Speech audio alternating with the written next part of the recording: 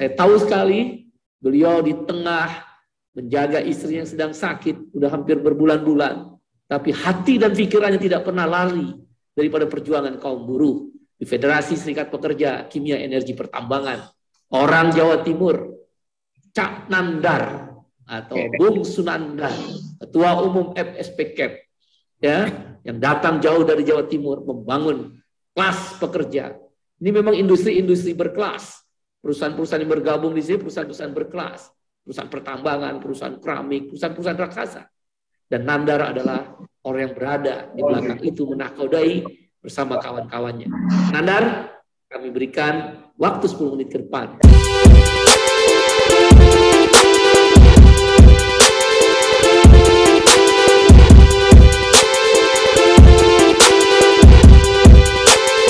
Bahwa dengan kehadiran kawan-kawan kelas pekerja tidak boleh malu, karena malu adalah ketertinggalan. Maka hari ini saya merasa bersyukur bisa bertatap muka dengan kawan-kawan se-Indonesia. Kebanggaan bagi kami kaum buruh dengan adanya Undang-Undang Cipta Kerja adalah alat pemersatu yang dimana Allah sudah menunjukkan kezaliman seorang penguasa. Kita tidak berbicara tentang individu orang per orang, tapi yang kita tunjukkan, yang kita ungkap secara fakta adalah di saat tadi Bung Faisal Basri sudah menyampaikan bahwa tujuan negara kesejahteraan yang termaktub di Undang-Undang Dasar 45 adalah memajukan kesejahteraan umum. Memajukan kesejahteraan umum. Tapi kenapa Undang-Undang Cipta Kerja dipaksakan? Inilah hikmah untuk kita semua. Kalau berbicara tentang kesejahteraan, nggak mungkin kalau kemarin sudah dicatatkan cacat formil. Kesejahteraan yang sudah bagus direndahkan dengan PP 36. Upah yang begitu menjadi standar minimum, tapi diupayakan dengan segala macam cara. Inilah alat kita, inilah sarana kita yang harus kita tunjukkan kepada masyarakat. Kita orang-orang yang saat ini dianggap lemah. Kita kaum buruh, kaum petani, kaum miskin kota. Tapi ingat terkait tentang jiwa kepedulian. Kami yakin bangkitnya kaum buruh, bangkitnya rakyat kecil tidak akan bisa membendung bila mana suatu saat akan menjadi gerakan seperti ombak di samudra. Kita membayangkan hari ini Bung Iqbal dan kawan-kawan yang kami banggakan, saya banyak telepon dari kawan-kawan yang dulu kita rekomendasi, kita hantarkan menjadi caleg dari berbagai macam partai.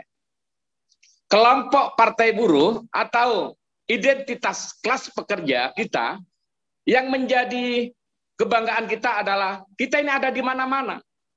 Kalau di Ormas misalnya, karyawan anggota kita ada di Muhammadiyah, ada di NU, ada di Partai Gerindra, ada di Partai PKB, ada di partai manapun yang sudah kita rekomendasikan, semua merasa kekhawatiran yang luar biasa. Mas Nandar, gimana ini nanti kalau kawan-kawan buruh tidak mendukung saya? Itu adalah sebuah pertanyaan yang sangat wajar. Di saat pesta demokrasi, konstitusi sudah dimulai, buruh titip suara, tapi diabaikan. Maka dari itu, di pertemuan ini, kami mengajak seluruh kader-kader partai, kami mengajak seluruh pendiri partai buruh, mari kita sungguh-sungguh. Mari kita sungguh-sungguh, tidak ada henti-hentinya, yakinkan. Kita pasang bendera di rumah-rumah, di kantor-kantor, banyak lingkungan tanya. Ini partai apa? Beliau belum kenal, kita undang, kita berikan pandangan-pandangan. Bagaimana 13 platform alat perjuangan partai buruh. Alhamdulillah disambut luar biasa.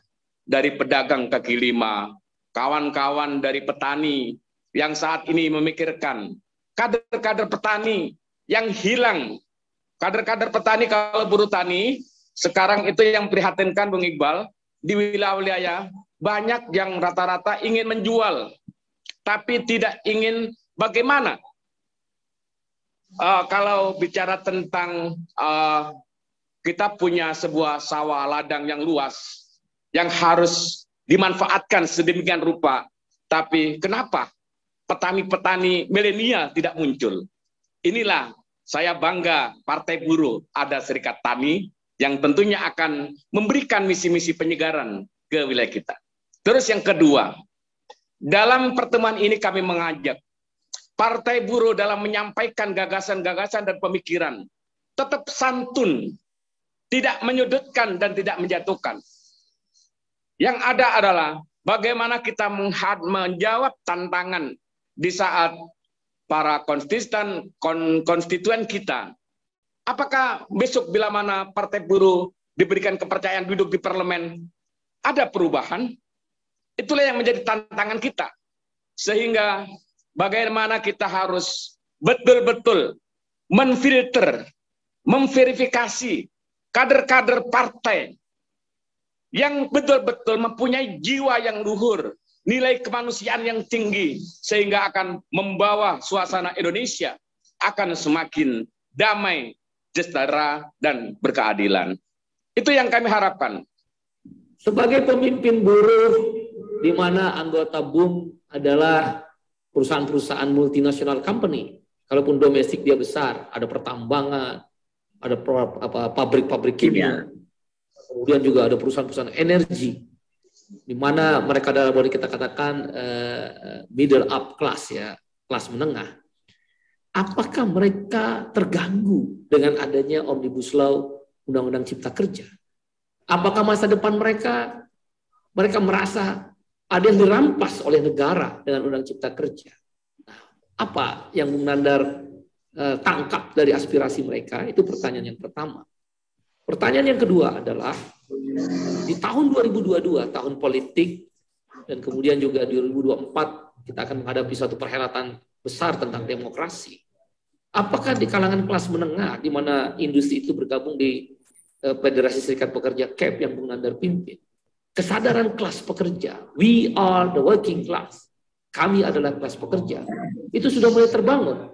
Setidak-tidaknya mereka sudah mulai mengenal ada lahir partai kelas, yaitu partai kelas pekerja, partai buruh. Ini adalah pertanyaan yang luar biasa bagi kita untuk menjawab publik bahwa sebetulnya di Indonesia ini masih ada pengusaha-pengusaha yang putih yang disampaikan oleh Bung Ferry tadi.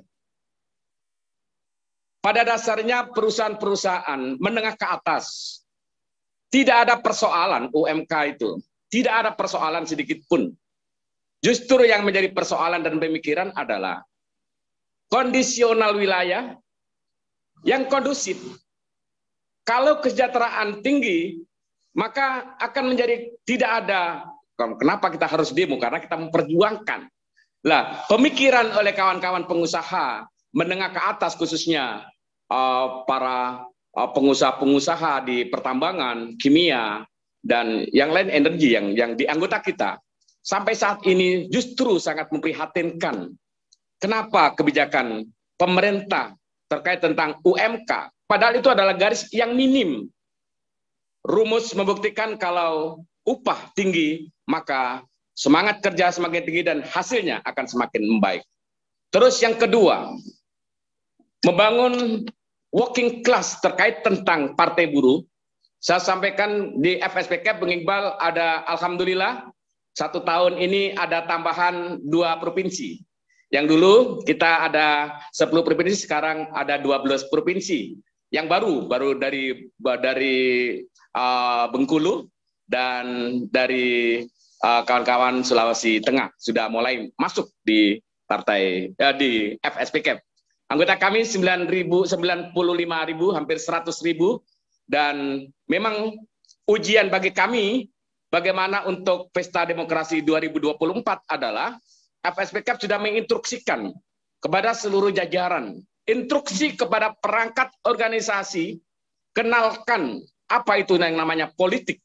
Karena kita kekalahan telak di Omnibus Law adalah sebuah keputusan politik. Sehingga untuk mencoba, saya sampaikan kepada kawan-kawan, bisa enggak kaum buruh, pekerja di seluruh Indonesia, setiap hari dalam seminggu, berangkat sebelum masuk jam kantor, memakai partai buruh, kaos. Kalau Indonesia sekarang, kalau hari Rabu, pelayanan publik kan hitam putih.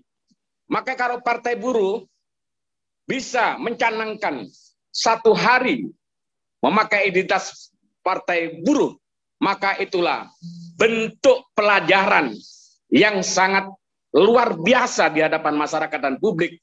Wah, ternyata partai buruh sudah masuk di semua lini dan sangat dicintai oleh kader-kader, pekerja-pekerja, merubah bagaimana nasib bangsa dan negara.